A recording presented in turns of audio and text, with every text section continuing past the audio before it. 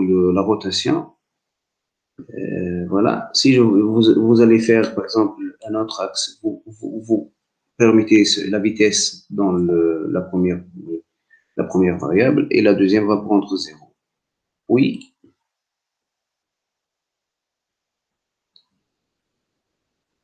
Voilà, voilà. Donc, c'est ça pour la rotation des cubes. Si je vais mettre, par exemple, c'est un choix, je vais mettre vitesse, vitesse et vitesse. Comment ils vont faire la rotation? Comme étant un objet dans l'espace. CTRL S, la vitesse, et je vais mettre, donc voilà, je vais enregistrer et je vais voir la rotation du cube. Voilà. Ici, je vais initialiser ce paramètre à 4, donc je vais mettre 4 ici, et je vais mettre play, donc vous allez voir la rotation de ces cubes. Voilà, c'est ça. C'est le premier principe. Pour voir le syntaxe, vous pouvez ouvrir des pages web, par exemple, en Unity. Je vais mettre help, scripting reference. Je vais mettre, par exemple, ici, je ne sais pas, je vais mettre une page de Unity va s'ouvrir pour le help de scripting. Je vais mettre, par exemple, le rotate. Je vais voir le syntaxe, comment ça s'écrit, transform.rotate, et script de cette manière. Vous allez trouver un script ou comment j'écris transform position, transform rotate, etc. OK? Voilà. Ça, c'est pour la première chose. Après, je vais passer je vais créer un autre script.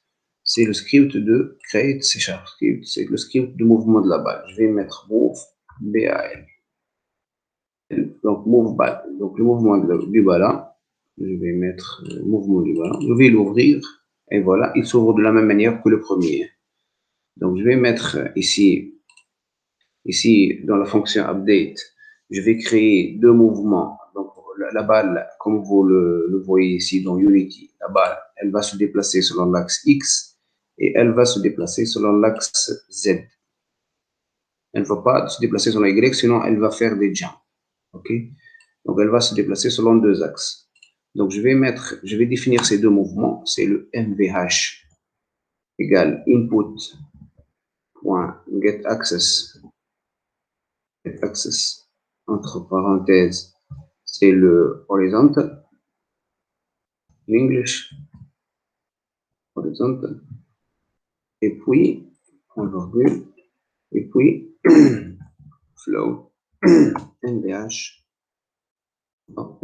MVV, mouvement vertical, c'est le input, point, get access, et je l'appelle, c'est le vertical. Vertical, faites attention pour les minuscules et pour le nom qui est en français.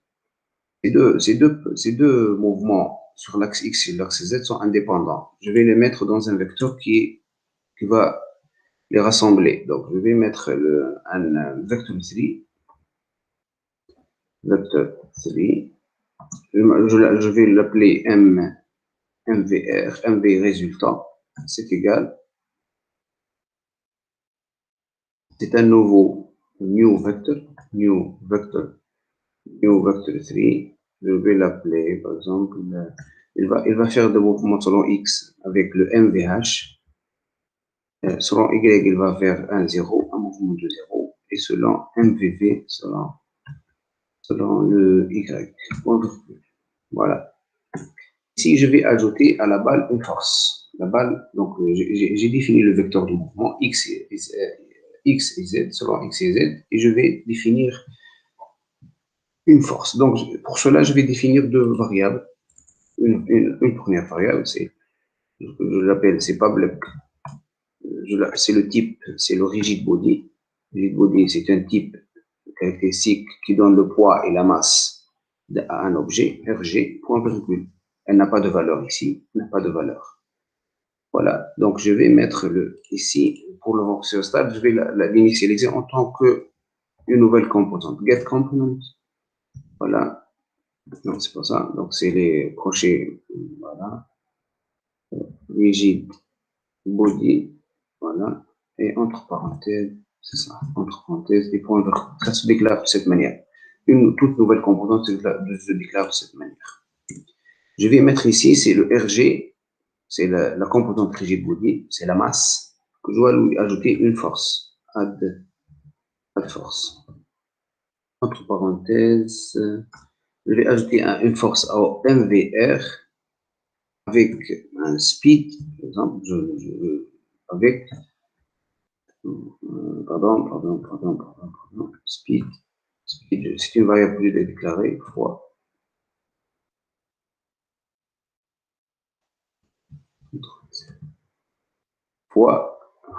time.delta time. Je vais vous time.delta time.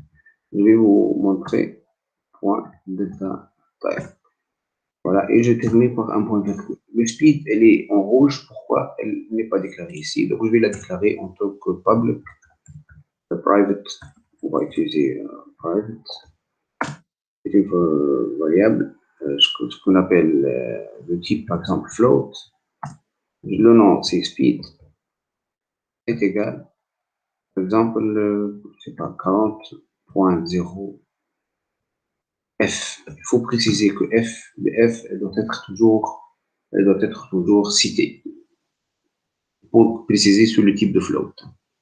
Le MVR, le time delta time, ici, si j'ai un jeu où je vais le mettre sur différents processeurs, les différents processeurs, par exemple, doivent maintenir les caractéristiques de mon jeu.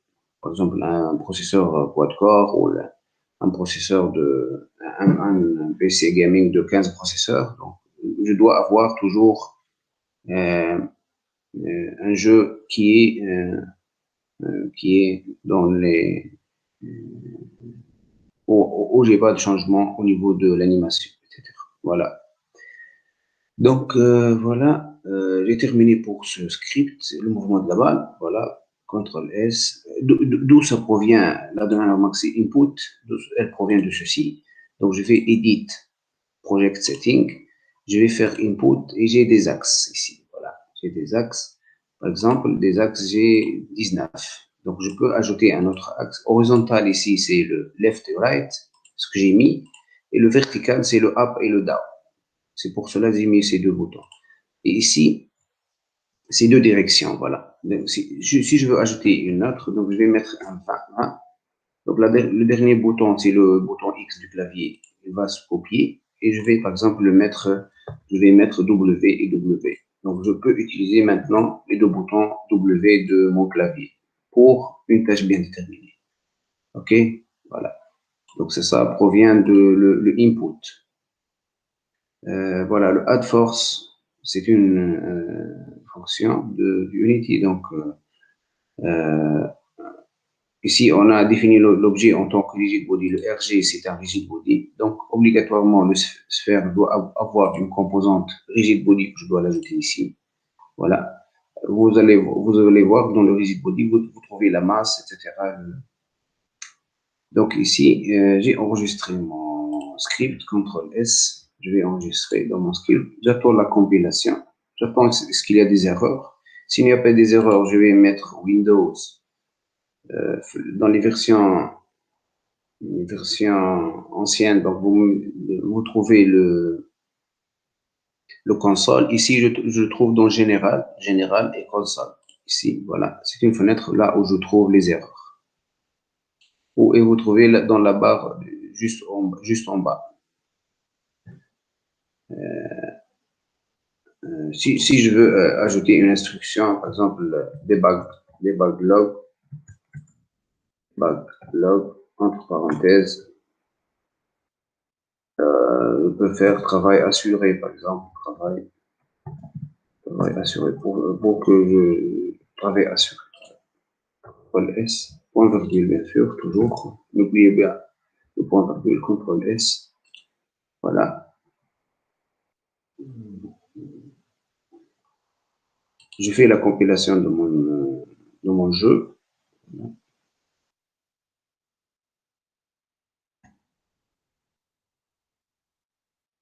Donc, pour le premier test, voilà, Windows, Général, console. Là, j'ai pas d'erreur.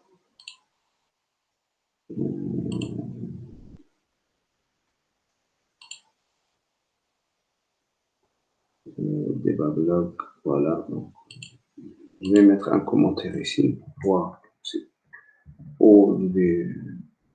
Voilà, CTRL S. Et voilà, je vais mettre le mouvement sur la sphère. Donc, je vais mettre le script, j'ai oublié de le glisser ici. Voilà. Ici, j'ai No Game Object. Donc, ici, je vais la remettre, celle-là. Et dans ceci, je vais, non, le rigid body, le RG, c'est la sphère. Mon sphère, je vais le mettre ici. Et je vais mettre le play. Voilà. Play, et je vais voir que ma balle, elle va se déplacer dans les différentes directions. Voilà, avec les 4 flèches.